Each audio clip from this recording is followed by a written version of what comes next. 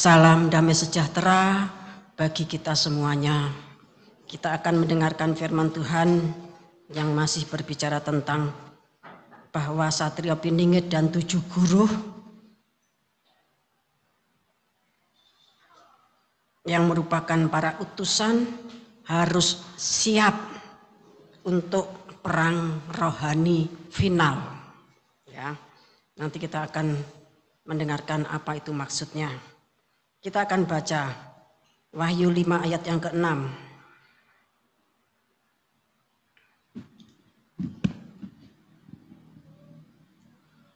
Maka aku melihat di tengah-tengah tahta dan keempat makhluk itu, dan di tengah-tengah tua-tua itu berdiri seekor anak domba seperti telah disembelih, bertanduk 7 dan bermata 7. Itulah ketujuh roh Allah yang diutus ke seluruh bumi. Ya, jadi 7 guru itu bagaikan 7 tanduk, 7 mata, 7 roh Allah yang tumbuh dari anak domba yang telah tersembelih. Itu menunjukkan betapa seluruh hidupnya Satrio Piningit, malaikat sang surya, 7 guru, bahkan hierarki ya 70 penatua dan 490 itu hari-harinya sepanjang umur hidupnya sejak dia itu dipanggil, dipilih untuk masuk hierarki, maka seluruh hidupnya itu ditaruh di atas kekuatan korban Kristus. Hari-harinya itu perjalanan hidupnya tidak seperti ya teman-teman yang lainnya. Bapak Ibu kasih Tuhan, tidak sama, prosesnya paling berat ya. Bapak Ibu kasih Tuhan, mereka diutus ke seluruh bumi untuk menjadikan semua bangsa itu muridnya Tuhan, kemudian diajar untuk melaksanakan semua perintah Tuhan, dan Tuhan menyertai kuasa untuk mengusir setan, menginjak ular dan kalajengking, bahkan menahan kekuatan musuh ya. Ular, racun, maut tidak mempan, tidak mendapatkan celaka. Bapak Ibu kasih Tuhan, Injil Lukas, Injil Markus mengatakan demikian. Para utusan Injil kekal menghadapi peperangan dari pemerintah, penguasa, penghulu roh jahat di udara ya. Seperti yang dikatakan dalam Efesus 6 ayat 12, puncaknya misi tersebut menyeret kita masuk perang besar, yaitu perang Harmagedon. Jadi perang Harmagedon itu karena ya Injil yang kekal itu mampu menyelamatkan semua keturunannya Adam dan Hawa, mampu menyelamatkan umat manusia direbut dari tangan musuh, dan itu menimbulkan amuk yang tiada taranya. Kita baca 2 Korintus pasal 4 ayat 3 sampai 4. 2 Korintus pasal 4 ayat 3 sampai 4. Jika Injil yang kami beritakan masih tertutup juga, maka ia tertutup untuk mereka yang akan binasa, yaitu orang-orang yang tidak percaya, yang pikirannya telah dibutakan oleh ilah zaman ini, sehingga mereka tidak melihat cahaya Injil tentang kemuliaan Kristus yang adalah gambaran Allah. Ya, jadi Injil itu ketika disampaikan kepada umat manusia, maka ada yang menutupi supaya orang itu tidak dong, tidak paham, tidak mudeng bahwa di dalam Injil itu ada kemuliaan yang sempurna dan kekal. Nah, yang menutupi itu adalah ilah zaman. Ilah zaman itu ya kenikmatan daging, rasa dan harta. Bapak Ibu kasih Tuhan. Jadi kita harus berperang dengan ilah zaman tersebut. Intinya demikian. Kita baca 2 Korintus pasal 10 ayat 4 sampai 6.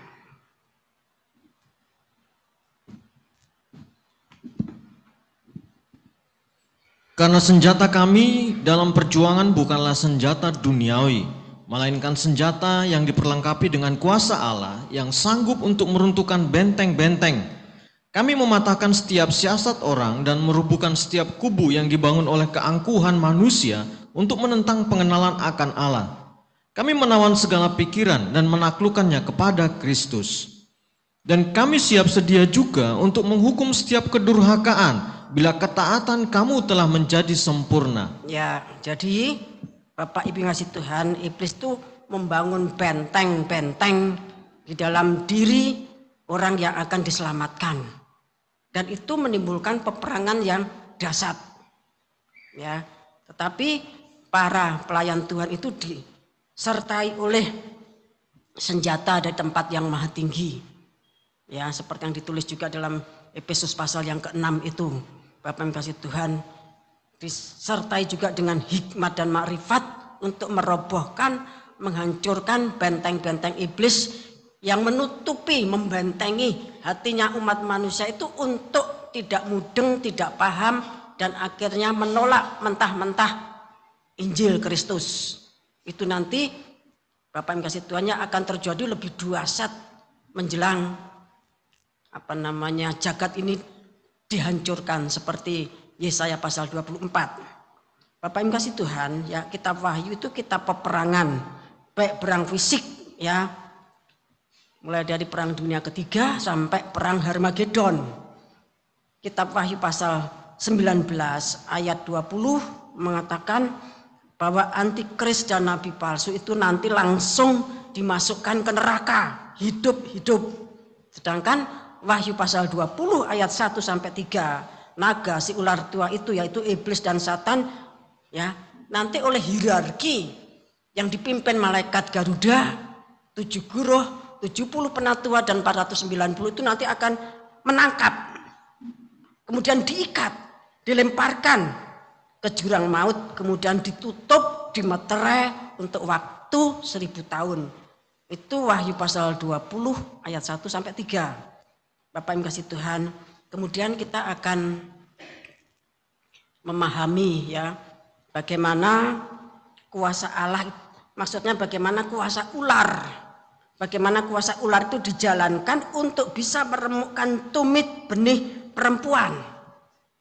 Pemberitaan ini agak panjang nanti, ya, tapi sang leader maksudnya kita memuji Tuhan juga lebih dari 1 jam, ya, jam 7 lebih. Kita baru mulai mendengarkan firman Tuhan. Kita akan memahami karena Kejadian 3 ayat 15 peperangan itu terus menerus antara ular, ya, benihnya dan benih ular. Dan pada saat peperangan itu ular itu tampil sendiri, Satan itu selalu tampil sendiri untuk memimpin peperangan tersebut. Demikian juga benih perempuan itu memimpin sendiri, yaitu Tuhan Yesus Kristus. Lah peperangan itu terjadinya seperti apa? Ular itu di dalam mewujudkan kuasanya untuk meremukkan tumit dari benih perempuan. Bapak masih Tuhan, itu wujudnya seperti apa? Apakah person pemain Tuhan atau bagaimana?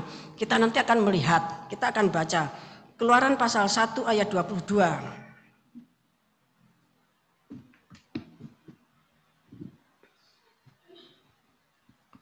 Lalu Firaun memberi perintah kepada seluruh rakyatnya, lemparkanlah segala anak laki-laki yang lahir bagi orang Ibrani ke dalam sungai Nil, tetapi segala anak perempuan biarkanlah hidup. Ya, jadi yang pertama-tama iblis itu memanfaatkan menggunakan negara, menggunakan kekaisaran, menggunakan kerajaan dengan surat perintahnya, dengan SK, dengan dekrit. Bapak yang kasih Tuhan, karena tidak mungkin seorang manusia sedahsyat apapun itu mampu menggagalkan rencana Tuhan. Contohnya saja Bileam, ya, seorang diri sekalipun dia disuruh oleh Balak bin Sipor tidak bisa. Kemudian Haman, ya, seorang diri dia menggunakan kerajaan. Tapi inisiatifnya itu dari dirinya sendiri, tidak bisa Bapak kasih Tuhan. Siapapun bahkan sampai pun antikris itu kalau dia belum dilantik, dia tuh tidak bisa apa-apa. Bapak yang kasih Tuhan, tidak bisa apa-apa, ya. SK Fir'aun itu tentunya sangat kuat dan ditaati semua, ya, punggawa dan pejabatnya untuk menghancurkan Israel, Bapak yang kasih Tuhan. Tetapi rencana Tuhan itu tidak akan gagal, ya. Kemudian kita akan baca, ya. Jadi kerajaan yang muncul pertama itu adalah Mesir. Kemudian kita baca Mika pasal 5. Mika pasal 5 ayat 4 sampai 8. Maka ia akan bertindak dan akan mengembalakan mereka dalam kekuatan Tuhan, dalam kemegahan nama Tuhan Allahnya. Mereka akan tinggal tetap sebab sekarang ia menjadi besar sampai ke ujung bumi dan dia menjadi damai sejahtera. Apabila Asyur masuk ke negeri kita dan apabila ia menginjak tanah kita, maka kita akan membangkitkan melawan dia 7 gembala, bahkan 8 pemimpin manusia. Mereka itu akan mencukur negeri Asyur dengan pedang dan negeri Nimrod dengan pedang terhunus. Mereka akan melepaskan kita dari Asyur. Apabila ia ini masuk ke negeri kita dan menginjak daerah kita, maka sisa-sisa Yakub akan ada di tengah-tengah banyak bangsa, seperti embun daripada Tuhan, seperti dirus hujan ke atas tumbuh-tumbuhan, yang tidak menanti-nantikan orang dan tidak mengharap-harapkan anak manusia.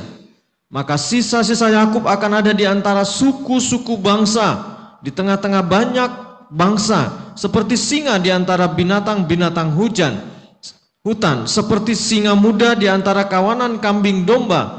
Kemanapun ia pergi, maka ia membanting dan menerkam, sedang tidak ada yang melepaskan.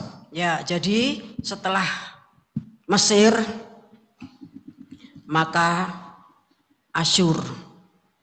Dan setelah Asyur itu Babel, berusaha untuk menghancurkan umat pilihan.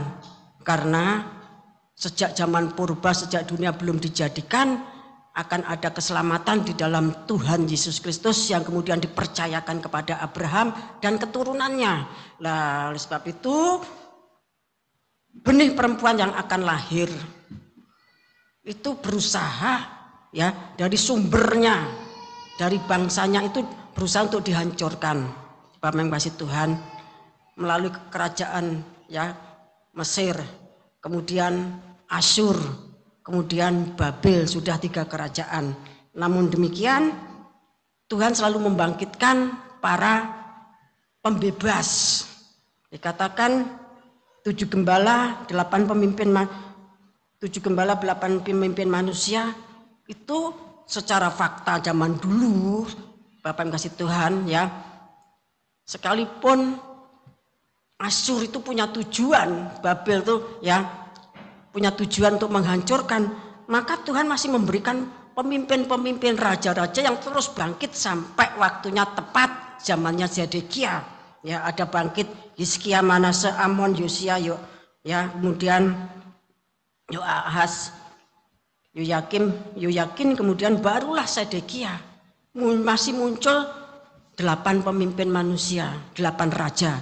Nah, kalau ini untuk nubuatan akhir zaman, Bapak Ibu yang kasih Tuhan, Asyur dan Babel itu yang menghancurkan, memporak-porandakan, ya, Israel, bagian utara 10 suku dan kerajaan selatan, ya, kerajaan Yehuda 2 suku, sampai mereka tuh tersebar.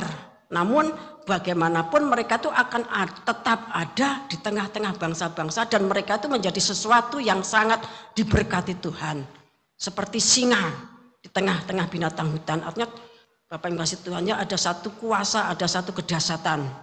Kemudian kita akan memasuk, ya, kerajaan yang selanjutnya. Daniel pasal 10.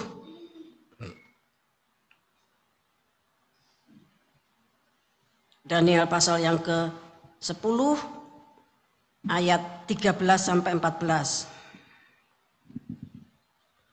Pemimpin kerajaan orang Persia berdiri 21 hari lamanya menentang aku.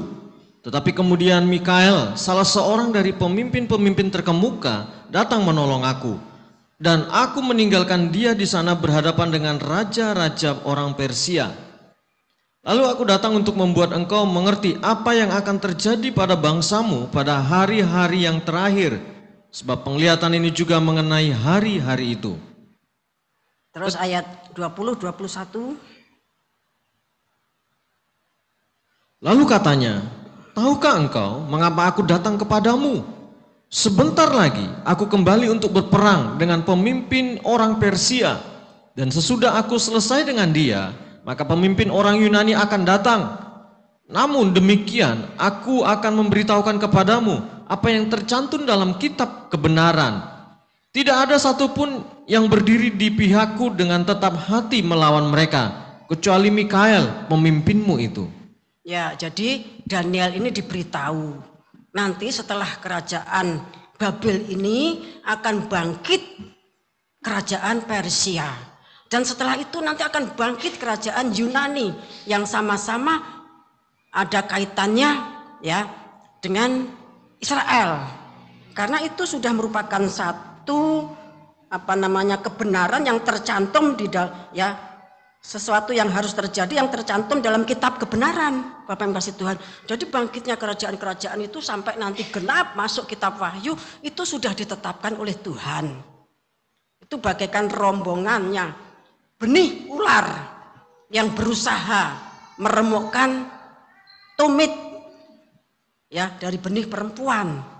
Tadi saya katakan kalau person begitu kuasanya kecil, tetapi kalau melalui satu kerajaan dengan SK-nya, dengan dekretnya, Bapak yang kasih Tuhan, dengan peraturannya, maka tidak bisa tidak harus dilaksanakan.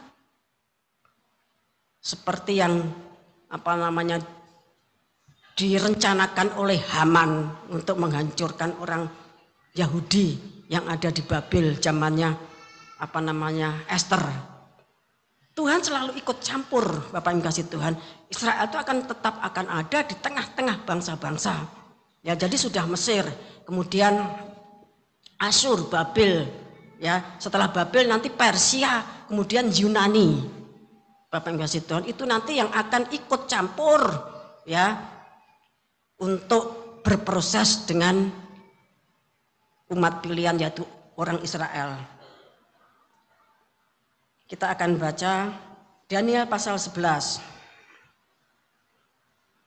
Ini bukan studi Daniel, tetapi untuk memahami kitab Wahyu kita perlu mengerti kitab Nabi Daniel sekalipun secuil-secuil. Mungkin ini sulit dipahami, yang penting didengarkan dulu, nanti YouTube-nya itu didengarkan 2, 3, 4 kali sehingga saudara nanti akan mudeng sampai fellowship yang selanjutnya ya. Daniel 11 ayat 2 sampai 6.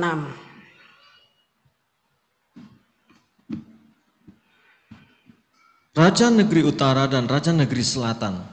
Oleh sebab itu, aku akan memberitahukan kepadamu hal yang benar. Sesungguhnya, 3 raja lagi akan muncul di negeri Persia, dan yang keempat akan mendapat kekayaan yang lebih besar dari mereka semua. Dan apabila ia telah menjadi kuat karena kekayaannya, ia akan berusaha sekuat-kuatnya untuk melawan kerajaan Yunani. Kemudian akan muncul seorang raja yang gagah perkasa, yang akan memerintah dengan kekuasaan yang besar dan akan berbuat sekehendaknya. Tetapi baru saja ia muncul, maka kerajaannya akan pecah dan terbagi-bagi menurut keempat mata angin dari langit, jatuh bukan kepada keturunannya dan tanpa kekuasaan seperti yang dipunyainya, sebab kerajaannya akan runtuh dan menjadi milik orang-orang yang lain daripada orang-orang ini. Maka raja negeri selatan akan menjadi kuat, tetapi salah seorang dari panglima-panglimanya akan menjadi lebih kuat daripadanya. Dan orang ini memerintah, lalu kekuasaannya akan menjadi kekuasaan yang besar. Beberapa tahun kemudian, keduanya akan bersekutu. Putri raja negeri selatan akan datang kepada raja negeri utara untuk mengadakan persetujuan. Tetapi putri itu tidak berhasil, juga keturunannya tidak dapat bertahan. Putri itu akan diserahkan, demikian pula orang-orang yang mengantarnya, anak yang dilahirkannya, dan orang yang mengawininya. Terima kasih. Ya, raja negeri utara, raja negeri selatan. Tadi dikatakan sebelumnya nanti masih ada 3 raja di Persia. Setelah itu nanti akan muncul suatu raja yang sangat kuat, tapi pemerintahnya cuma sebentar, kemudian pecah menjadi keempat mata angin. Itu menunjuk kepada Alexander the Great, ya, yang cuma beberapa saat masih muda mati, kemudian para jenderalnya itu menguasai seluruh daerah jajahannya, dibagi ke 4. Yang utara itu daerah Makedonia atau Yunani, yang selatan itu Mesir, ya. Yang selatan itu Mesir, Ptolemais, Bapak yang kasih Tuhan. Kemudian ada yang di Suriah, ada yang di Turki, Bapak yang kasih Tuhan. Itu adalah, kalau ini disebutkan sama Tuhan kepada Daniel, karena nanti dari kerajaan, salah satu kerajaan pecahan itu akan masuk menguasai Yudea, ya, Yudea, tanah Israel. Dan yang kemudian itu nanti pada zamannya Makabe tahun 167 165 sebelum Masehi, itu nanti akan membuat, ya, kekacauan di Bait Allah. Dia akan mempersembahkan babi dan darahnya, kemudian mendirikan patung, ya, patungnya iblis, patungnya Lucifer. Kalau menurut bahasa Yunani sana disebut sebagai Zeus, yang disembah. Dan itu menimbulkan satu hal yang dikatakan oleh Tuhan Yesus di dalam Matius 24 ayat 15 sebagai pembinasa yang keji. Sebagai pembinasa yang keji, Bapak yang kasih Tuhan, ya, pembinasa yang keji. Sehingga pada waktu itu kaum Makabe itu berperang sedemikian rupa untuk merebut Bait Allah tersebut, kemudian disucikan, ya, disucikan.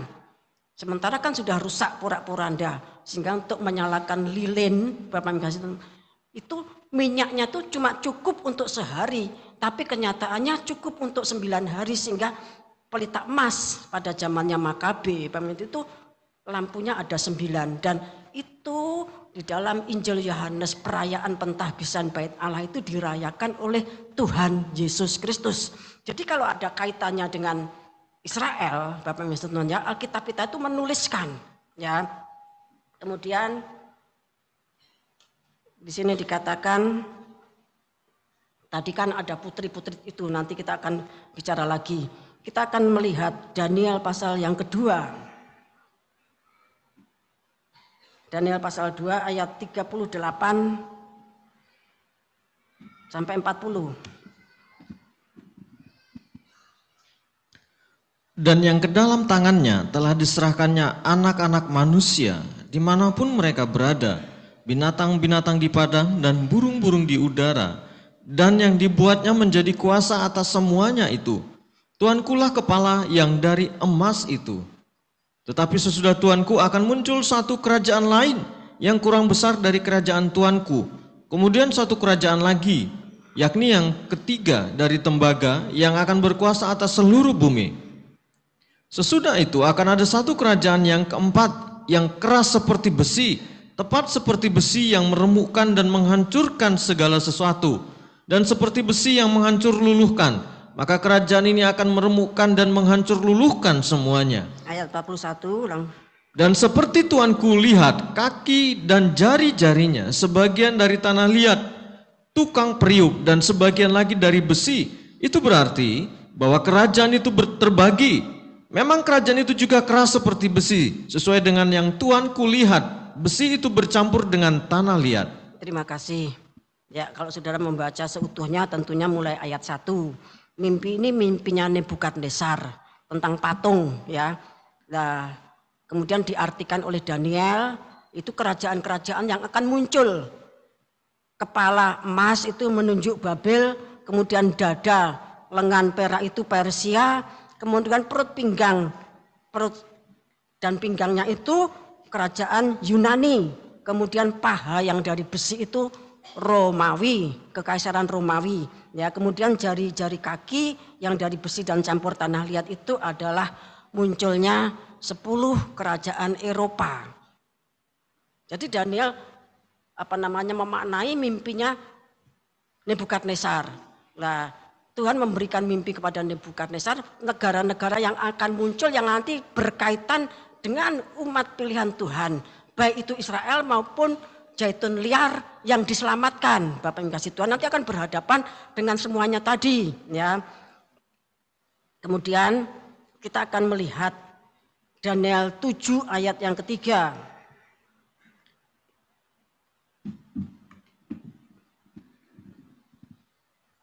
Dan 4 binatang besar naik dari dalam laut, yang satu berbeda dengan yang lain. Langsung ayat yang ke-17.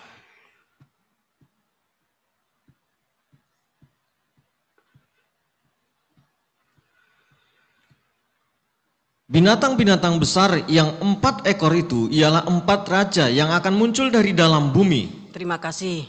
Kalau saudara membaca seluruhnya ya, 4 binatang yang muncul dari laut, yang naik dari laut, itu menunjuk tadi ayat 17, itu adalah 4 raja, 4 kerajaan yang akan muncul dari dalam bumi. Ya, singa, kalau sudah membaca ayat 4 sampai 7, singa itu menunjuk Babel. Kemudian beruang itu Medi Parsi. Kemudian macan tutul itu Yunani, monster yang bertanduk 10 itu Romawi Vagan. Jadi mimpinya Nebukadnezar dengan petunjuk Tuhan kepada Daniel itu sama, cuma bentuknya berbeda. Kalau ini patung, ini langsung ditunjukkan dalam wujud binatang. Ya, singa, beruang, macan tutul, dan monster yang menakutkan. Bapak yang kasih Tuhan. Ya. Sedangkan kalau kita membaca ayat 7 dan 8, mari dari Daniel 7.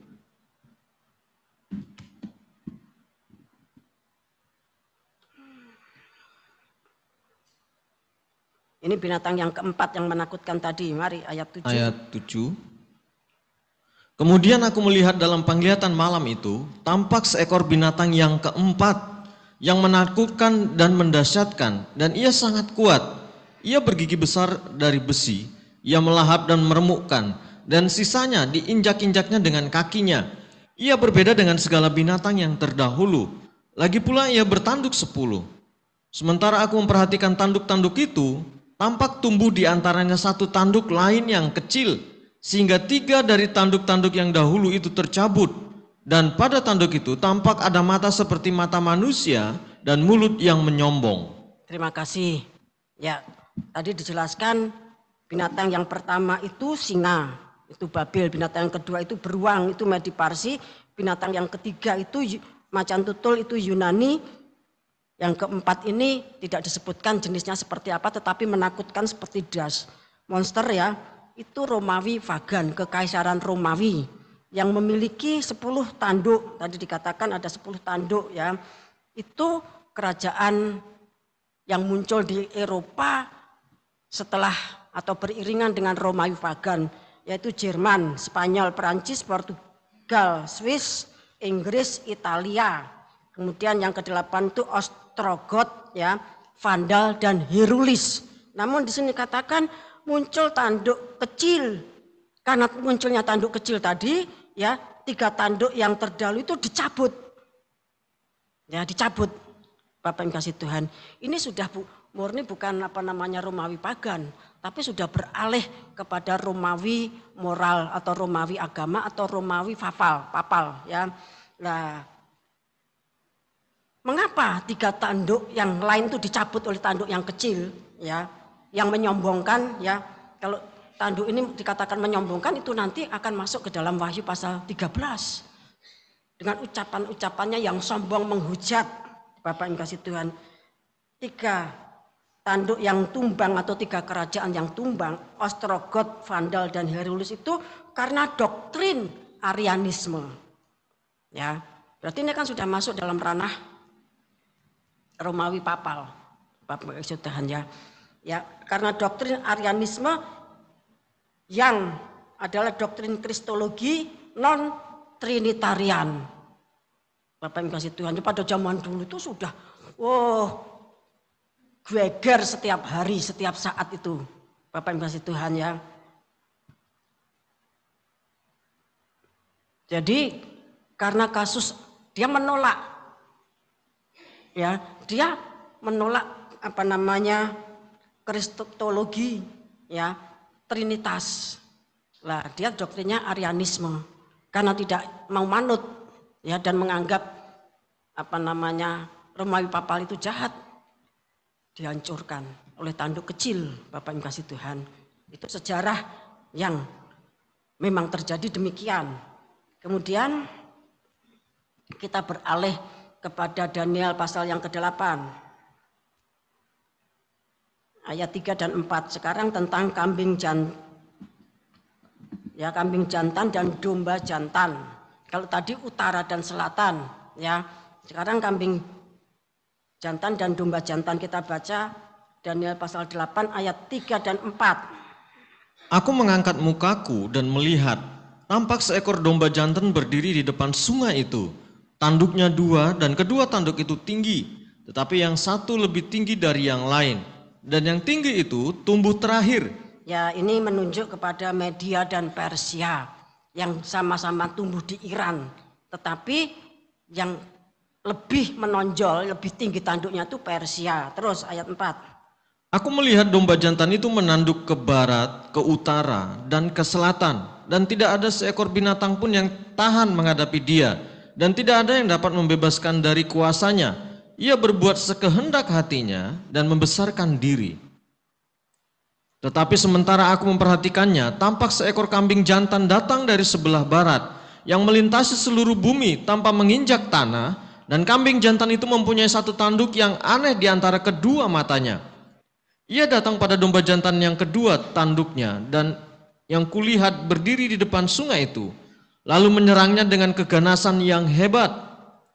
Aku melihatnya seperti mendekati domba jantan itu. Sampai ayat 14 ya. Ia menggeram, lalu di tanduknya domba jantan itu dipatahkannya kedua tanduknya, dan domba jantan itu tidak berdaya untuk tahan menghadapi dia.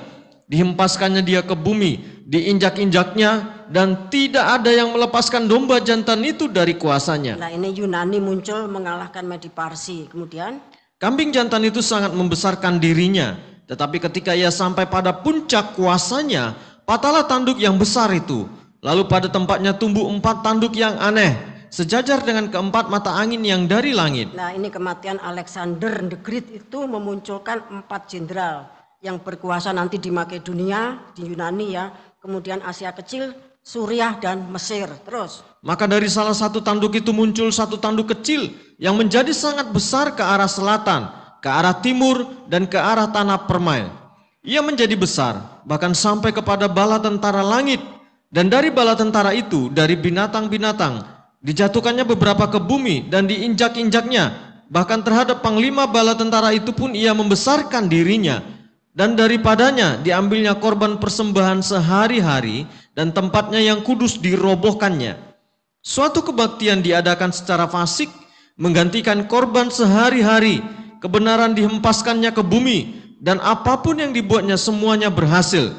Kemudian kudengar seorang kudus berbicara, dan seorang kudus lain berkata kepada yang berbicara itu, sampai berapa lama berlaku penglihatan ini, yakni korban sehari-hari dan kefasikan yang membinasakan tempat kudus yang diserahkan dan bala tentara yang diinjak-injak? Maka ia menjawab, sampai lewat 2300 petang dan pagi, lalu tempat kudus itu akan dipulihkan dalam keadaan yang wajar. Ya, jadi kalau domba jantan dan kambing jantan itu ditulis ya, karena nanti dari kambing jantan Alexander the Great itu kemudian pecah menjadi 4 kerajaan. Lah salah satu kerajaan itu kerajaan Seleukus ya, itu nanti dari situ tuh muncul si pembinasa keji yang disebut Antiochus IV Epiphanes yang menajiskan bait Allah tadi yang saya sebutkan. Lah itu terjadi selama 2300 hari, ya 2300 hari, 2300 petang dan pagi, 2300 hari itu mulai dari tahun 1000, maksud saya dari tahun 171 sebelum Masehi sampai tahun 165 sebelum Masehi. Itu pergulatan ya dari orang Yahudi yang sejarahnya tidak ditulis secara jelas tapi disebutkan secara sepintas, itu zamannya Makabe. Bapak Ibu saudara yang dikasih Tuhan, Nah, ini yang menjadi acuan dari Tuhan Yesus Kristus di dalam Matius 24 ayat yang ke-15, ya. Pembinasa keji yang pertama itu Antiochus IV Epiphanes. Kemudian pembinasa keji tahun 135 Masehi itu Kaisar Hadrian, ya, kuil penyembahan Jupiter, ya. Jupiter itu bahasa Yunaninya Zeus, ya. Patungnya berdiri sampai patung Jupiter itu berdiri sampai tahun 325 Masehi, kemudian dihancurkan oleh Kaisar Konstantin yang menjadi Kristen dan menetapkan agama Kristen itu menjadi agama negara. Bapak yang kasih Tuhan. Lah kemudian pembinasa keji yang terakhir itu adalah patung antikris yang ditulis di dalam Wahyu pasal 13 ayat 11 sampai 18 beserta sundal Babel yang merupakan sumber kekejian di bumi. Wahyu pasal 17 ayat 3 dan 4. Bapak Ibu yang dikasih Tuhan, ya. Tadi kita sudah membaca Daniel pasal 11 ayat 2, ada raja utara, ada raja selatan, bahkan ada putri dari raja selatan. Raja selatan itu pecahannya, tadi sudah saya katakan pecahannya Alexander the Great, yang bagian selatan itu Mesir. Yang bagian utara itu tetap Makedonia, Yunani, yang kemudian ini menjadi lemah, menjadi Romawi. Bapak yang kasih Tuhan, nah putri yang dari selatan itu pada zaman dulu itu memang ada satu kebiasaan. Seorang putri raja itu menjadi satu alat seperti untuk satu perdamaian melalui pernikahan. Ya, itu terjadi berkali-kali dan yang terakhir itu adalah putri dari selatan itu yang disebut sebagai Cleopatra yang ke-7. Dia itu Fir'aun Mesir, tapi orangnya cantik, putih, karena memang dia aslinya orang Makedonia atau orang Yunani. Cleopatra yang ke-7, Bapak Ibu yang dikasih Tuhan, dia itu lahir tahun 69 sebelum Masehi, kemudian wafatnya tahun 30 sebelum Masehi. Lah Cleopatra ini di dalam berpolitik dia menggunakan kecantikannya. Ya, jadi dia menggait Kaisar Romawi atau Kekaisaran Romawi kuno. Ya, Romawi itu ada pemerintahnya itu pernah berlangsung selama tiga periode. Pertama itu Romawi, kerajaan Romawi kuno. Terus kemudian ke presiden, Republik Romawi. Lah yang terakhir itu Kekaisaran Romawi. Lah menjelang hancurnya Republik dari Romawi tadi muncul ya Cleopatra yang wafatnya 30 sebelum Masehi, berarti kan sudah dekat dengan Masehi. Lah dia itu menggait Julius Caesar. Julius Caesar itu kaisar terakhir dari Republik Romawi. Bapak yang kasih Tuhan, untuk politiknya. Kemudian juga dia istilahnya gitu berhubungan asmara dengan Marcus Antonius, ya. Marcus Antonius, Bapak yang kasih Tuhan, ya. Nah, sedangkan Cleopatra tadi ya untuk menggait si Marcus Antonius itu menceraikan istrinya yang sudah ada beberapa, salah satunya istrinya itu namanya Octavia. Octavia ini adiknya Octavianus. Nah, tentu terjadi peperangan akhirnya antara Cleopatra ya dengan Marcus Antony dan Octavianus, Bapak yang kasih Tuhan. Akhirnya apa? Yang menang itu Octavianus, Cleopatra beserta Mark Antony akhirnya dikatakan dalam sejarah ada yang mengatakan bunuh diri. Bapak yang kasih Tuhan. Octavianus itu namanya Gaius Iulius Caesar Octavianus. Kemudian oleh Senat Romawi dihadiahi nama menjadi Kaisar Agustus. Nah, jadi itu ada sejarahnya. Kita baca Lukas pasal yang kedua. Lukas pasal yang kedua kita baca ayat 1 dan seterusnya. Kelahiran Yesus. Pada waktu Kaisar Agustus mengeluarkan suatu perintah, menyuruh mendaftarkan semua orang di seluruh dunia. Inilah pendaftaran yang pertama kali diadakan sewaktu Kirenius menjadi wali negeri di Syria. Maka pergilah semua orang mendaftarkan diri, masing-masing di kotanya sendiri. Demikian juga Yusuf pergi dari kota Nazaret di Galilea ke Yudea, ke kota Daud yang bernama Bethlehem. Karena ia berasal dari keluarga dan keturunan Daud, supaya didaftarkan bersama-sama dengan Maria, tunangannya, yang sedang mengandung. Ketika mereka di situ, tibalah waktunya bagi mereka waktu bagi Maria untuk bersalin. Dan ia melahirkan seorang anak laki-laki, anaknya yang sulung. Lalu dibungkusnya dengan lampin dan dibaringkannya di dalam palungan, karena tidak ada tempat bagi mereka di rumah penginapan. Ya, terima kasih. Jadi Bapak Ibu kasih Tuhan ya, terakhir dari PL itu adalah Romawi pagan. Nah, masuk perjanjian baru itu Kaisar Agustus. Jadi Romawi itu mulai dari kerajaan kuno, republik, baru kekaisaran. Nah, kekaisaran pertama itu, kaisar pertamanya itu Agustus. Kaisar Agustus yang menetapkan cacah jiwa tadi, Bapak Ibu kasih Tuhan. Nah, itu sejarahnya tuh ada kaitannya dengan Kleopatra yang merupakan salah satu pemegang tampuk pemerintahan di Mesir, kerajaan selatan, Bapak Ibu kasih Tuhan ya. Jadi demikian. Kemudian dikatakan ya, perjanjian baru itu kita memasuki zaman kekaisaran Romawi. Romawi Barat itu berakhir tahun 476, kemudian Romawi Timur ya. Romawi Timur itu Konstantinopel atau Turki itu berakhir tahun 1453. Bapak Ibu kasih Tuhan, mari tolong Imam ditayangkan artikel yang pewaris itu. Ya, kita tidak usah baca, saudara tulis saja judulnya, nanti dibaca sendiri di rumah, bisa diperbesar. Ya.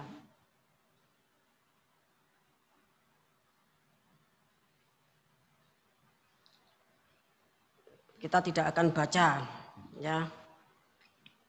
Jadi sejarah itu mengatakan bahwa Vatikan itu merupakan pewaris tunggal dari tahta kekaisaran Romawi. Ya. Kemudian kita masuk ke dalam Wahyu pasal 13 ayat 1.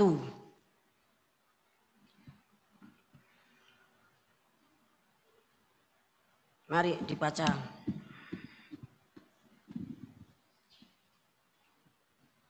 Binatang yang keluar dari dalam laut, dan ia tinggal berdiri di pantai laut.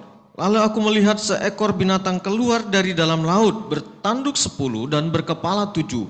Di atas tanduk-tanduknya terdapat 10 mahkota, dan pada kepalanya tertulis nama-nama hujat. Terima kasih ya. Binatang yang keluar dari dalam laut, Bapak Ibu kasih Tuhan, bahasa Yunaninya itu talasa atau talata atau talat. Dalam mitologi Yunani ya adalah itu merupakan dewi laut. Dia merupakan perwujudan dari laut Mediterania. Ya, jadi laut yang dimaksud di sini itu adalah laut Mediterania. Bapak Ibu kasih Tuhan ya.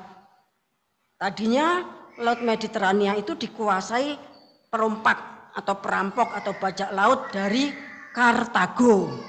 Ya, dari Kartago, Bapak Ibu kasih Tuhan, ya.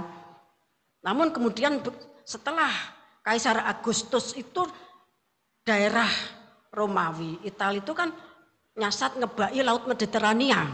Nah, dia melihat betapa berjayanya para perampok itu. Akhirnya diam-diam Kaisar Agustus itu mau belajar untuk menguasai lautan. Ya, menguasai lautan.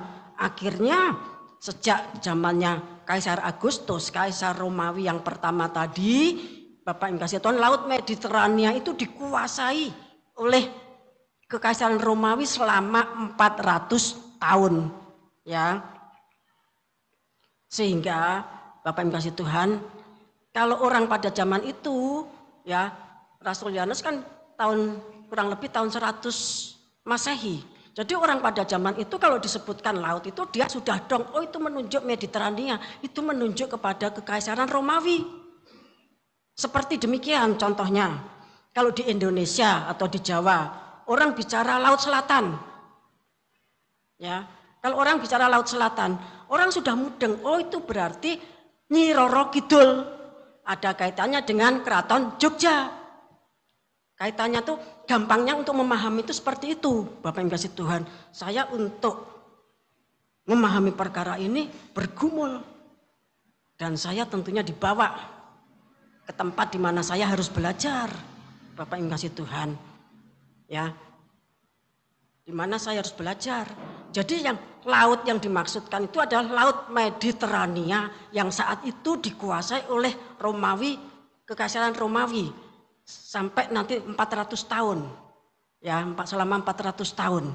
Jadi itu menunjuk bahwa dari Kekaisaran Romawi nanti akan muncul, nanti kita baca Wahyu pasal 13 ayat yang kedua dan selanjutnya. Saya ulangi, itu bagaikan kalau orang di Indonesia Laut Selatan, orang sudah selalu ngomong ngerti Laut Selatan ki Nyi Roro Kidul. Ya, itu terkait dengan Keraton Yogyakarta. Lah demikian juga Wahyu 13 ayat 1 ya. Kemudian kita baca Wahyu 13 ayat 2.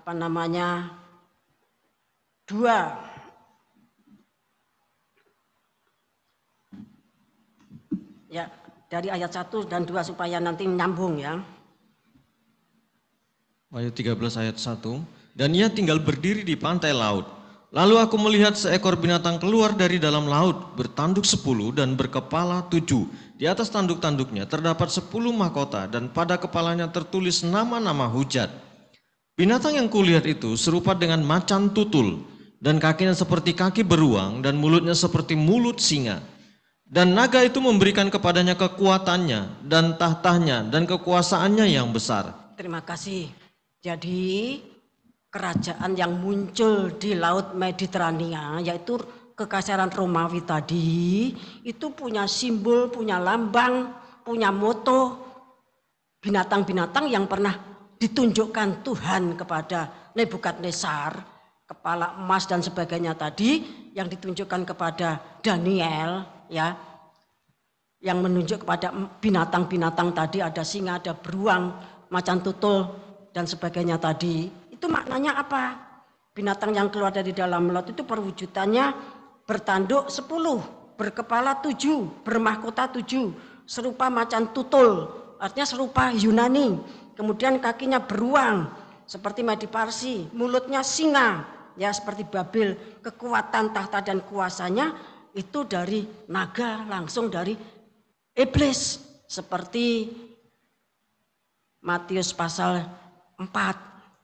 Ya, bahwa seluruh kerajaan dunia itu miliknya iblis. Dia memberikan siapa yang mau menyembah.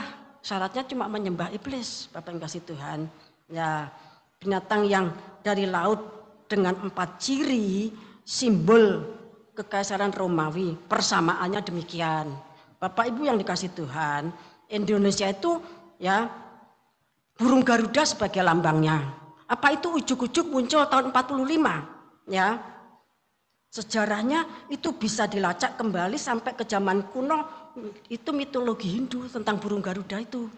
Kemudian Bhinneka Tunggal Ika itu apa langsung muncul tahun 1945 ketika Indonesia merdeka? Bukan, Bhinneka Tunggal Ika itu merupakan kutipan dari sebuah kakawin Jawa kuno yaitu Sutosomo karangan Empu Tantular abad 14 di bawah pemerintahan Raja Sanegara dikenal sebagai Hayam Wuruk. Bhinneka Tunggal Ika itu diambil dari sana. Burung Garuda itu diambil dari zaman kunonya Indonesia. Kemudian bendera merah putih ya itu digunakan kerajaan Majapahit dan Kediri. Ya, cikal bakal merah putih itu sudah dimulai sejak 6.000 tahun yang lalu. Ya, 6.000 tahun yang lalu sebelum proklamasi, di mana nenek moyangnya orang Indonesia itu sejak 6.000 tahun yang lalu itu melakukan pemujaan kepada bulan dan matahari.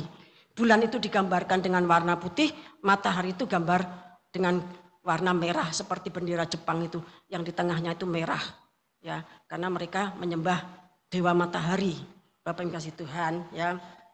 Kemudian bendera merah putih itu juga zaman dulu itu disebut sebagai gula kelapa, gula klopo, ya. Keraton Susuhunan Pakubuwono di Solo itu juga menggunakan istilah gula klopo.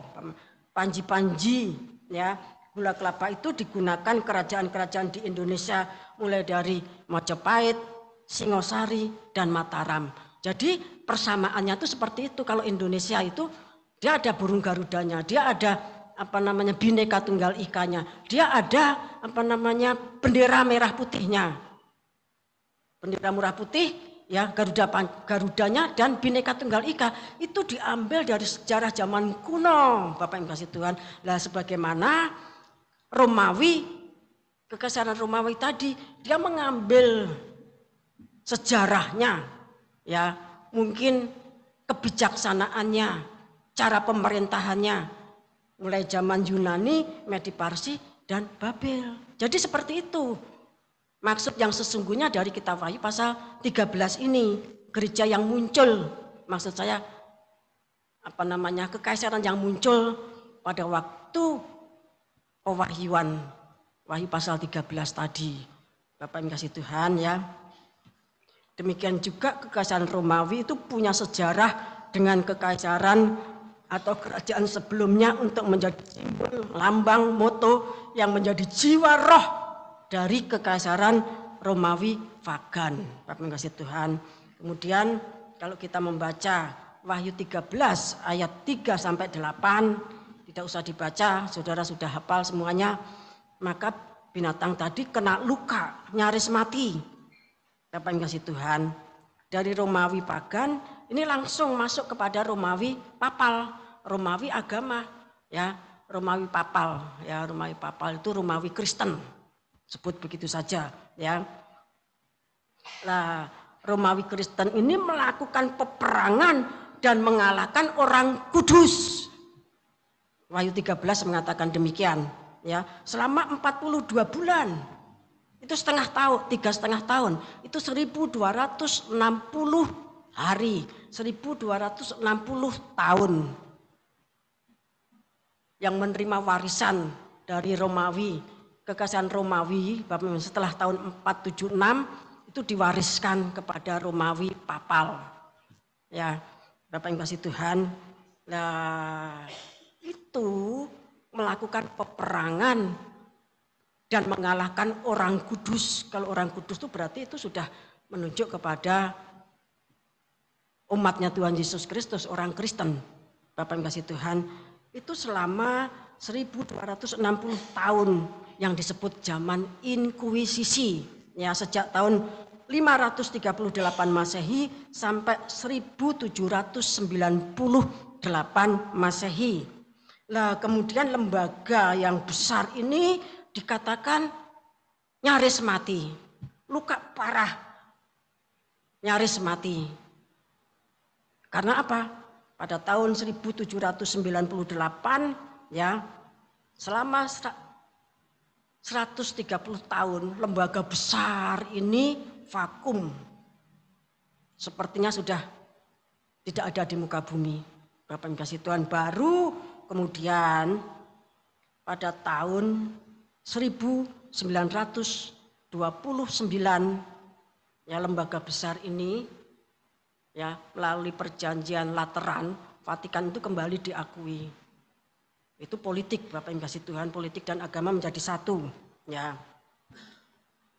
Sedangkan kalau kita memahami Wahyu 13 ayat 11 sampai 8, nabi palsu itu merupakan nabi palsu dari institusi lembaga di atas tadi, ya. Bapak yang kasih Tuhan, kalau kerajaan-kerajaan kekaisaran yang muncul zaman PL itu ditulis dalam kitab Daniel, maka kitab Wahyu itu bicara dan menubuatkan tentang kerajaan, kekaisaran, negara yang muncul zamannya perjanjian baru sampai zaman perang Harmagedon. Ya, sekarang kita masuk Wahyu pasal 17. Kita baca ayat 1.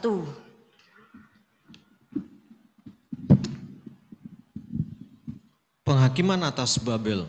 Lalu datanglah seorang dari ketujuh malaikat yang membawa ketujuh cawan itu dan berkata kepadaku, "Mari ke sini, aku akan menunjukkan kepadamu putusan atas pelacur besar yang duduk di tempat yang banyak airnya." Ya, berhenti sebentar.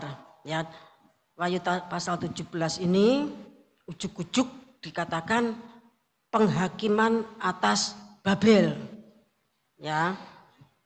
Penghakiman atas Babel, tentu yang ditulis di sini itu oknum yang dihakimi itu siapa? Ya, kemudian kejahatannya apa? Ya, kemudian sindikatnya. Ya. Sindikatnya, konspirasinya, kelompoknya itu siapa? Kemudian rencana-rencananya yang masih belum terlaksana itu apa? Itu ditulis di dalam Wahyu pasal 17. Bapak Ibu Saudara kasih Tuhan, Babel yang dihakimi ini merupakan kesempurnaan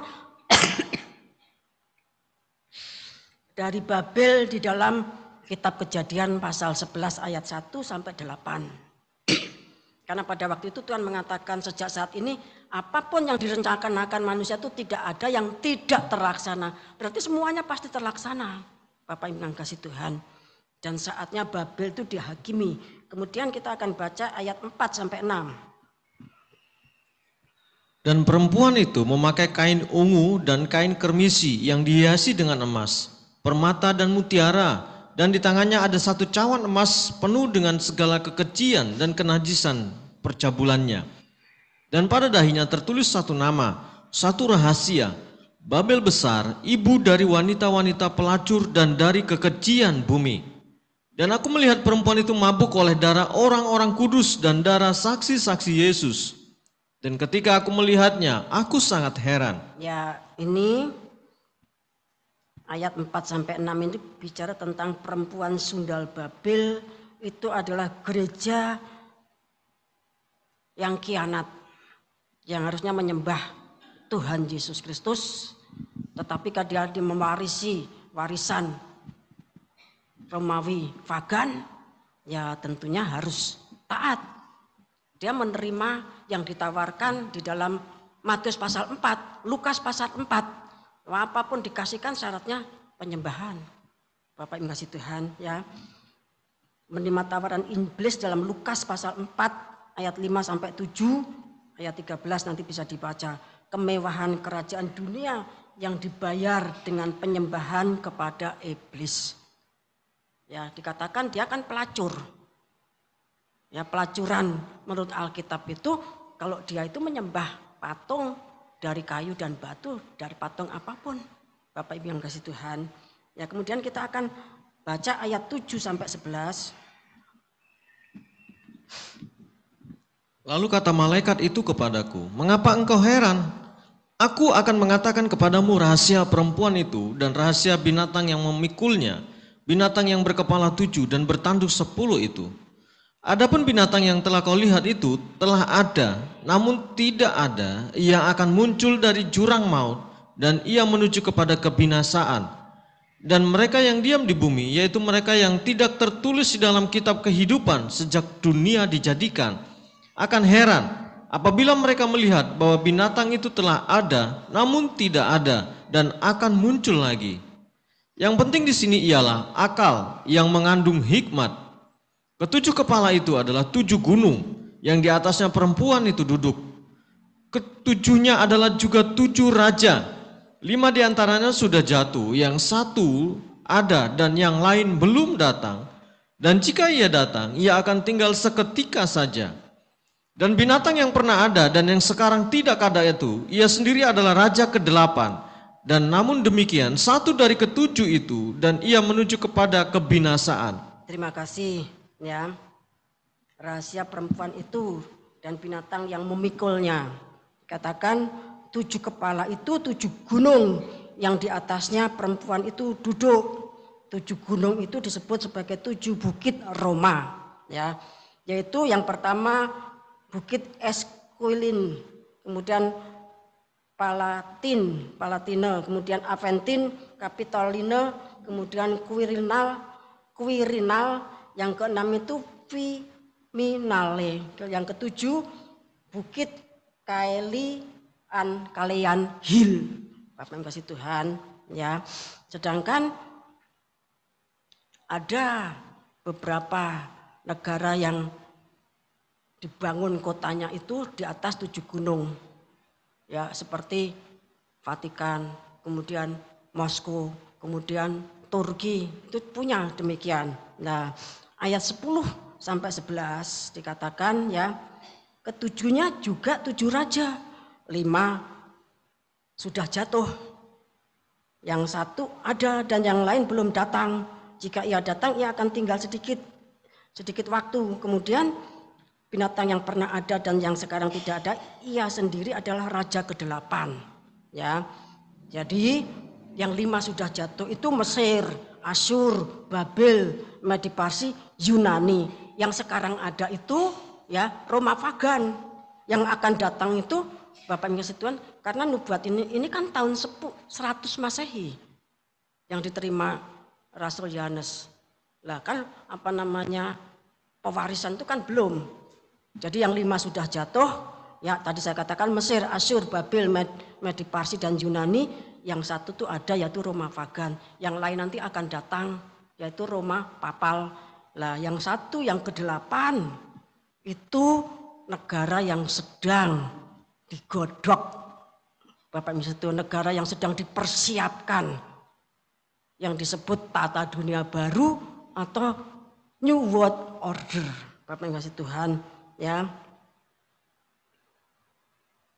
jadi saudara punya tugas ya, baca di rumah.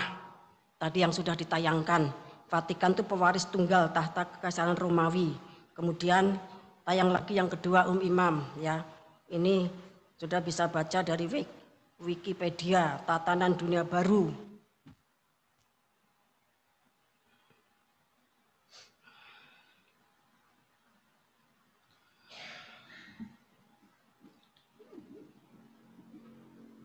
Ya,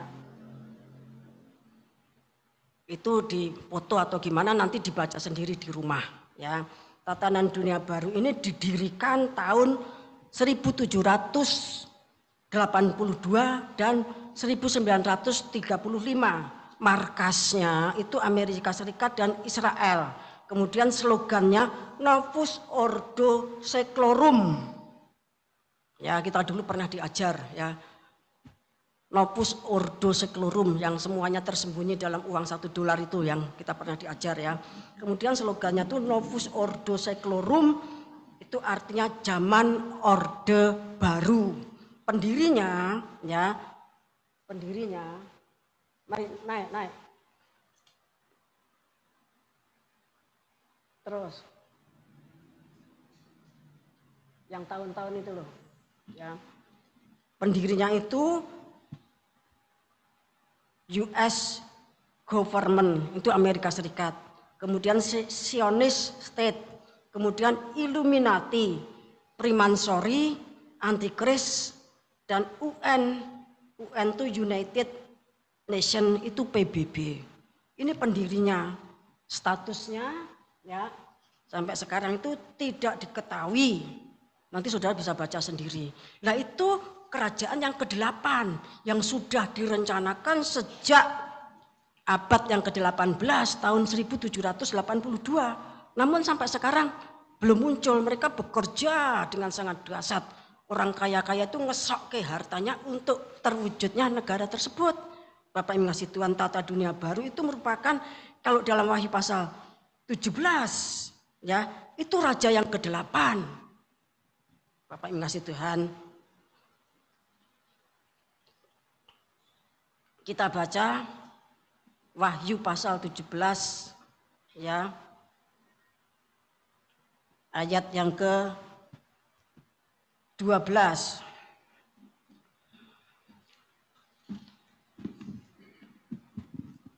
Dan ke-10 tanduk yang telah kau lihat itu adalah 10 raja yang belum mulai memerintah, tetapi 1 jam lamanya mereka akan menerima kuasa sebagai raja bersama-sama dengan binatang itu. Ya, binatang ya. Kalau sudah membaca ayat 3 dan 4, binatang merah ungu atau binatang scarlet. Yaitu terkait erat dengan perempuan yang memakai kain ungu yang menunggang di atas binatang tadi. Ini beda dengan binatang Wahyu pasal 13, Bapak Ibu kasih Tuhan. Ya. Binatang ini memikul. Yang dipikul itu dan yang dipikul itu seiras, ya. Binatang scarlet itu punya 10 tanduk. 10 tanduk itu siapa? Itu 10 raja yang akan datang. Dikatakan dan 10 tanduk yang telah kau lihat itu adalah 10 raja yang belum mulai memerintah. 10 raja yang akan datang, ya. Sedangkan dia tuh punya tanduk 7. Bapak yang kasih Tuhan, tanduk 7 itu di samping itu menunjuk kepada 7 bukit tadi, itu juga menunjuk kepada 7 kerajaan yang sudah muncul lebih dulu, yaitu Mesir, Asyur, Babel, Medi, Parsi, Yunani, Roma pagan, dan Roma moral atau Roma agama. Bapak yang kasih Tuhan, ayat 10 ya, dari 10 tanduk itu 10 raja yang belum mulai memerintah. Mereka ini 10 raja yang menolak Injil yang kekal yang saya sampaikan beberapa hari yang lalu. Padahal Injil itu Wahyu 10 ayat 11 kan untuk bangsa-bangsa, untuk kaum, bahasa, dan raja.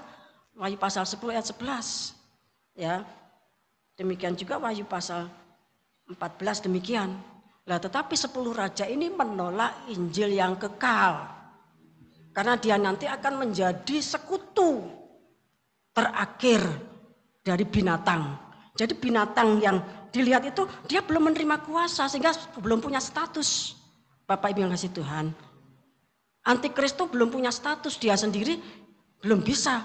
Dia bekerjanya masih secara rahasia seperti suratan Tesalonika itu. Karena dia belum punya status, dia belum punya stempel untuk membuat SK atau dekrit atau SK dan sebagainya, belum. Bapak yang kasih Tuhan itu nanti akan menerima kuasa berbarengan dengan 10 raja. Bapak yang kasih Tuhan, ya. Kemudian kita baca ayat 13 sampai 14. Mereka seia sekata, kekuatan dan kuasaan mereka berikan kepada binatang itu. Mereka akan berperang melawan anak domba, tetapi anak domba akan mengalahkan mereka. Karena ia adalah Tuhan di atas segala Tuhan dan Raja di atas segala Raja. Mereka bersama-sama dengan dia juga akan menang, yaitu mereka yang terpanggil, yang telah dipilih, dan yang setia. Terima kasih. Tadi saya katakan kalau 10 raja itu akan menjadi penopang utama dari binatang scarlet. Dilantiknya berbarengan. Mengapa kok mereka bisa menolak Injil yang kekal dan memilih untuk menopang kemunculannya antikris? Kita baca Wahyu pasal 16 ayat 12.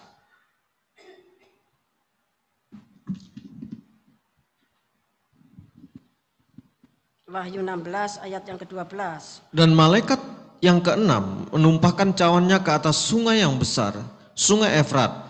Lalu keringlah airnya, supaya siaplah jalan bagi raja-raja yang datang dari sebelah timur. Nah, supaya siaplah jalan untuk raja-raja yang datang dari sebelah timur. Bapak yang kasih Tuhan. Kemudian kita baca terus sampai ayat yang ke-14. Dan aku melihat dari mulut naga dan dari mulut binatang dan dari mulut nabi palsu itu keluar 3 roh najis yang menyerupai katak. Itulah roh-roh setan yang mengadakan perbuatan-perbuatan ajaib, dan mereka pergi mendapatkan raja-raja di seluruh dunia untuk mengumpulkan mereka guna peperangan pada hari besar, yaitu hari Allah yang Maha Kuasa.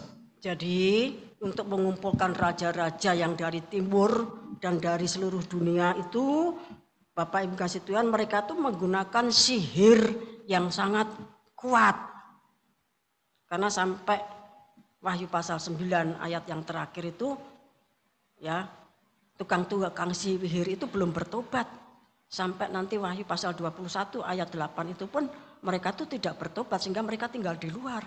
Sihir itu suatu kuasa yang sangat kuat, hampir setara dengan makrifat. Kalau orang yang punya hikmat makrifat itu belum betul-betul sakti, kalah sama sihir, Bapak Ibu kasih Tuhan. Tapi nanti kalau ya hierarki itu sudah masuk ke dalam Wahyu pasal 5, sakti, sugih, suci itu baru menjadi kenyataan.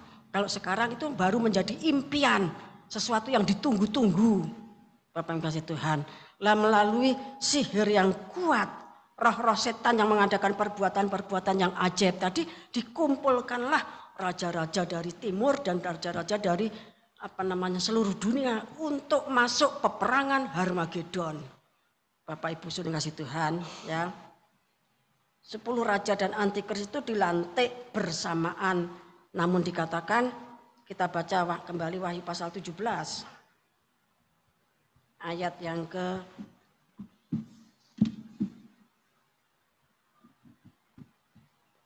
12.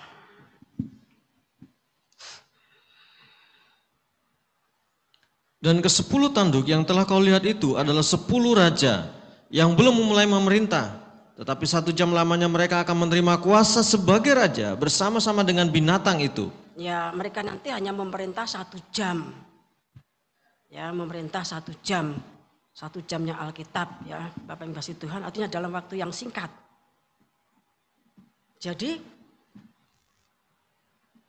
antikris itu belum punya kuasa, belum bisa bikin SK, belum bisa bikin ngapa-ngapain. Karena memang belum dilantik, Bapak yang kasih Tuhan. Baru nanti menerima kuasa dan kuasanya itu 1 jam. Kemudian kita baca ayat 13. Mereka seia sekata, kekuatan dan kekuasaan mereka berikan kepada binatang itu. Mereka akan berperang melawan anak domba, tetapi anak domba akan mengalahkan mereka. Karena ia adalah Tuhan di atas segala Tuhan dan Raja di atas segala Raja. Mereka bersama-sama dengan dia juga akan menang, yaitu mereka yang terpanggil, yang telah dipilih dan yang setia. Ya, jadi mereka itu seia sekata. Seia sekata itu siapa? Ya 10 raja tadi. Bapak yang kasih Tuhan memberikan kekuatan, memberikan kuasanya, Bapak yang kasih Tuhan ya, seia sekata.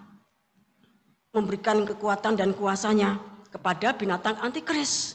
Jadi binatang antikris itu merupakan raja dari New World Order. Bapak yang kasih Tuhan. Tapi itu belum terjadi, ya. Nah, mereka itu kemudian semua rencana itu sudah diketahui oleh Tuhan. Mereka nanti akan berperang melawan anak domba. Bapak yang kasih Tuhan, ya. Ayat 15 dan 16 sampai 17. Lalu ia berkata kepadaku, semua air yang telah kau lihat di mana wanita pelacur itu duduk adalah bangsa-bangsa dan rakyat banyak dan kaum dan bahasa. Dan 10 tanduk yang telah kau lihat itu serta binatang itu akan membenci pelacur itu, dan mereka akan membuat dia menjadi sunyi dan telanjang, dan mereka akan memakan dagingnya dan membakarnya dengan api. Sebab Allah telah memerangi hati mereka, telah menerangi hati mereka untuk melakukan kehendaknya dengan seia sekata dan untuk memberikan pemerintahan mereka kepada binatang itu sampai segala firman Allah telah digenapi. Ya, sudah perhatikan, ya. Pelacur yang duduk pada air yang banyak itu adalah bangsa dan rakyat banyak, kaum dan bahasa. Perempuan tersebut kota besar yang memerintah raja-raja di bumi. Kota tetapi negara, negara tetapi kota, seluas kota dengan kuasa yang besar. Akhirnya perempuan tadi dibinasakan, dibakar dan dijarah. Bapak Ibu sudah ngasih Tuhan, masa antikris pada puncaknya harus terwujud. Tidak bisa terus menerus ditunggangi oleh perempuan sundal Babel. Kan siapa namanya binatang scarlet tadi yang itu menunjuk pada antikris itu kan ditunggangi sama perempuan sundal Babel. Tapi ketika waktunya tiba, dikatakan tadi, Allah itu menerangi hati mereka. Mereka siapa? Ya mereka 10 raja dan antikris binatang scarlet tadi. Akhirnya si penunggang yang membuat antikris itu tidak bisa muncul, Bapak yang kasih Tuhan, ya. Itu dibunuh, dagingnya dimakan, dibakar, artinya dibinasakan. dihakimi, Bapak Ibu yang dikasih Tuhan, dihakimi. Kemudian dalam waktu yang singkat Antikris itu berkuasa di NWO. Padahal sudah direncanakan sejak tahun 1783. Tapi karena ditunggangi sama si perempuan Sundal Babil, Bapak Ibu kasih Tuhan, tentu saudara dalam hati ya memahami yang dimaksudkan ini. Karena apa? Masa Antikris itu wajib ada. Ya. Antikris itu wajib ada. Dia harus menjadi raja yang ke-8, kerajaan yang ke-8. Kita baca Daniel pasal 9 ayat 27.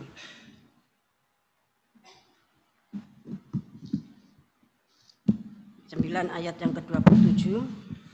Raja itu akan membuat perjanjian itu menjadi berat bagi banyak orang selama 1 kali 7 masa. Pada pertengahan 7 masa itu ia akan menghentikan korban sembelihan dan korban santapan. Dan di atas sayap kekejian akan datang yang membinasakan sampai pemusnahan yang telah ditetapkan menimpa yang membinasakan itu. Karena itu merupakan sabat yang ke-70. Kalau binatang scarlet itu tidak memerintah, berarti sabat yang ke-70 tidak digenapi. Sedangkan gunanya itu untuk apa? Kita baca Daniel 12 ayat 7 sampai 10. Lalu kudengar orang yang berpakaian kain lenan yang ada di sebelah atas air sungai itu bersumpah demi Dia yang hidup kekal, sambil mengangkat tangan kanan dan tangan kirinya ke langit. 1 masa dan 2 masa dan setengah masa. Dan setelah berakhir kuasa perusak bangsa yang kudus itu, maka segala hal ini akan digenapi. Adapun aku memang kudengar hal itu, tetapi tidak memahaminya. Lalu kutanya, Tuanku, apakah akhir segala hal ini? Tetapi ia menjawab, pergilah Daniel, sebab firman ini akan tinggal tersembunyi dan termeterai sampai akhir zaman. Banyak orang akan disucikan dan dimurnikan dan diuji, tetapi orang-orang fasik akan berlaku fasik. Tidak seorang pun dari orang fasik itu akan memahaminya, tetapi orang-orang bijaksana akan memahaminya. Jadi masa Antikris itu harus ada. Dan Antikris itu harus memerintah. Tidak bisa selamanya ditunggangi sama si perempuan Sundal Babil. Ketika mata hatinya sudah diterangi, Bapak yang kasih Tuhan, bersama 10 raja yang dilantik bareng-bareng tadi, maka ditahbiskan, dilantik Bapak yang kasih Tuhan. Dan terjadilah yang dikatakan Antikris itu memerintah. Ya, tujuannya apa? Untuk menyucikan, memurnikan, dan menguji bagi keturunan perempuan yang lain. Yang tertinggal maksudnya. Wahyu pasal 12 ayat 17, Bapak yang kasih Tuhan. Ya. Jadi kalau kita membaca Wahyu 17 ayat 17 tadi, bahwa kehendak Tuhan itu harus dilaksanakan. Firman Tuhan itu harus digenapi. Baik itu menyangkut utusan, baik itu menyangkut sabat yang ke-70 yang akan merupakan masa munculnya Antikris. Itu harus digenapi, tidak bisa ditutup terus, tidak bisa ditunggangi. Sekalipun yang menunggangi perempuan itu begitu dahsyat, begitu besar, begitu hebat, begitu kaya. Tidak bisa, kehendak Tuhan itu harus terlaksana.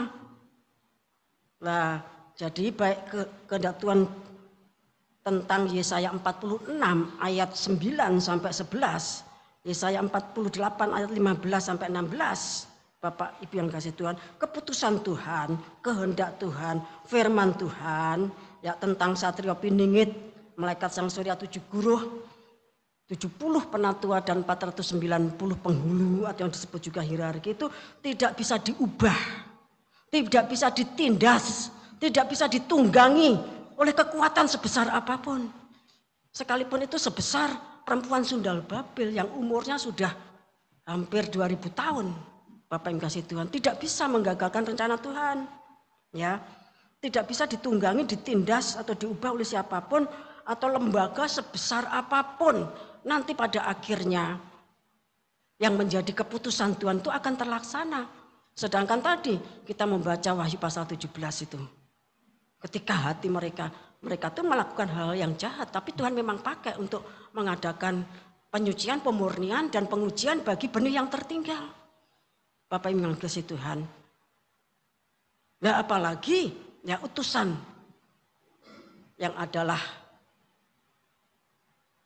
7 tanduk, 7 mata, 7 roh Allah yang diutus ke seluruh muka bumi, itu tidak bisa ditindas oleh kemiskinan, tidak bisa ditindas oleh kelaparan, tidak bisa ditindas oleh apapun juga yang menyesakkan, yang menyengsarakan. Tepat pada saatnya nanti harus terlaksana karena itu firman Tuhan. Bapak Ibu kasih Tuhan.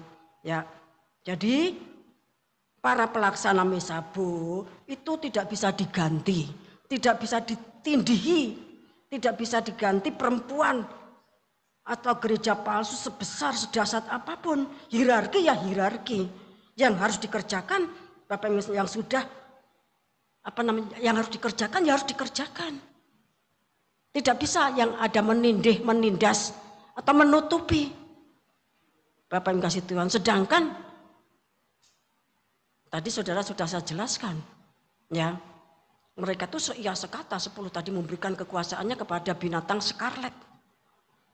Kemudian setelah mereka itu bersekutu dilantik, oh ternyata perempuan sundal buah beli kurang ajar.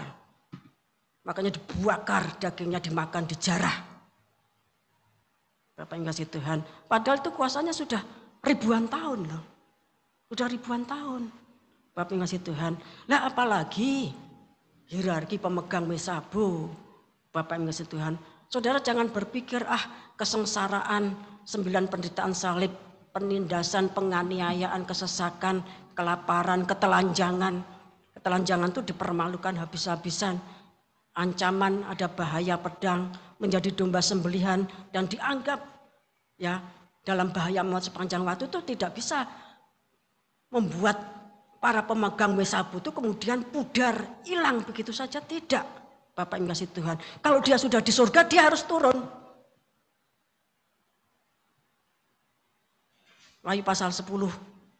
Ya, kalau dia sudah di surga, dia harus turun. Makanya ada Wahyu pasal 10. Bapak yang kasih Tuhan. Ya. Kemudian yang perlu saudara ingat-ingat, pembayaran harga atau akibat dari pemenangan seluruh bumi, semua bangsa, suku, kaum, bahasa. Kemudian terakhir nanti Israel dimenangkan oleh Injil yang kekal itu bayarannya mahal. Mereka itu diinjak. Semakin saudara itu 9 penderitaannya salib itu semakin kuat daya pijaknya kepada kepala ular itu semakin kuat. 2 Korintus 12 itu. Lah selama dipijak itu ya ngempet. Tapi begitu pekerjaan selesai, Bapak yang kasih Tuhan ngamuk sak dadi-dadine. 10 raja-raja bersama binatang skarlet itu sepakat berperang melawan anak domba. Tentunya anak domba yang tumbuh 7 tanduk, ada 7 mata, 7 roh Allah. Lah artinya apa? Artinya hierarki itu, apalagi utusan yang merupakan 7 tanduk, 7 mata, dan 7 roh Allah itu harus siap masuk perang Harmagedon. Bapak yang kasih Tuhan. Karena itu pembayaran harga musuh itu ngamuk sengamuk-ngamuknya, ngempet selama-lamanya. Selama kita bekerja. Bapak yang kasih Tuhan. Lah anak domba itu menang karena dia adalah memang Tuhan di atas segala Tuhan, Raja di atas segala Raja. Demikian juga yang bersama-sama dengan dia itu akan menang. Siapa itu?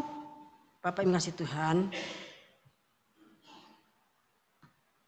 Mereka yang bersama-sama dengan dia juga akan menang. Yaitu mereka yang terpanggil, terpilih, dan yang setia. Kalau dikatakan menang, menang dari apa? Menang dari peperangan Harmagedon. Bapak yang kasih Tuhan, bahkan dari kemenangan tadi, Nabi palsu Antikris langsung dimasukkan neraka.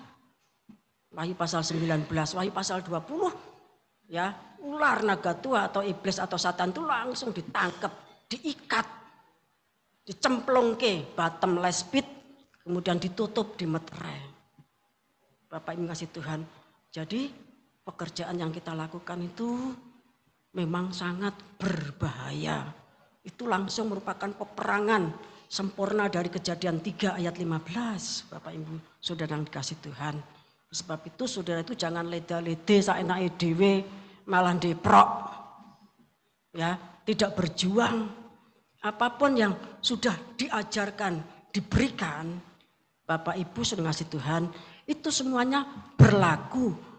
Nubuatan Daniel itu kan tampaknya seperti itu, tapi itu menjadi pondasi untuk terwujudnya apa yang ada dalam kitab Wahyu.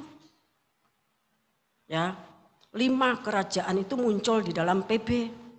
Ya, kemudian yang lainnya yang 3 kan 8. Ya, Roma pagan, Kekaisaran Roma yang diawali oleh Kaisar Agustus, kemudian Roma Papal yang menerima warisan tadi, kemudian terakhir raja ya kerajaan yang ke-8 yaitu New World Order.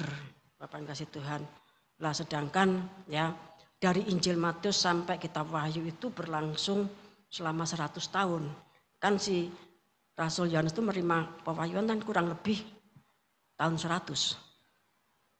Ya kurang lebih tahun 100. Jadi kita ini ya hierarki yang sudah ditabiskan. Itu tidak bisa kita cuma adem ayem dino-dino cuma mikir susah ranti duit. Dino-dino mikir beras, mikir anak sekolah, mikir SPP, mikir anak kuliah, mikir ini itu dan sebagainya. Itu terlalu kecil untuk dipikir dengan serius. Kita terus mempersiapkan diri untuk menjadi utusan yang akan diutus ke seluruh bumi. Yang kemudian dari apa yang kita kerjakan tadi akan membuahkan perang Harmagedon. Bapak Ibu kasih, tetapi Alkitab kita menjamin bahwa yang terpilih, ya, yang terpanggil, terpilih dan yang setia itu akan menang bersama-sama dengan anak domba. Kita akan bangkit di dalam hikmat dan makrifat. Kita akan bangkit di dalam mesabu sesuai dengan jatah saudara masing-masing. Karena tidak ada yang bisa ditindas rencana Tuhan itu. Wah karena orang di duit ya hikmat maripatnya secara ganggu. Tidak, nanti tepat pada saatnya Tuhan akan membongkar bangkir semuanya sehingga rencana Tuhan itu tetap terlaksana. Semoga Roh Kudus menerangi kita semuanya. Saudara perlu membaca, yang mendengarkan ini ulang berulang. Karena banyak ayat yang kita cuplik-cuplik dibaca seluruhnya. Ya, dibaca seluruhnya. Bahkan apa yang ditayangkan tadi juga bisa dibaca. Karena Alkitab itu bicara tentang keselamatan manusia. Manusia itu punya sejarah. Ya, sekalipun kalau semuanya ditulis di Alkitab, Alkitabnya sok dhuwur banget, gede banget. Lah dicuplik sedikit-sedikit. Bapak Ibu kasih Tuhan.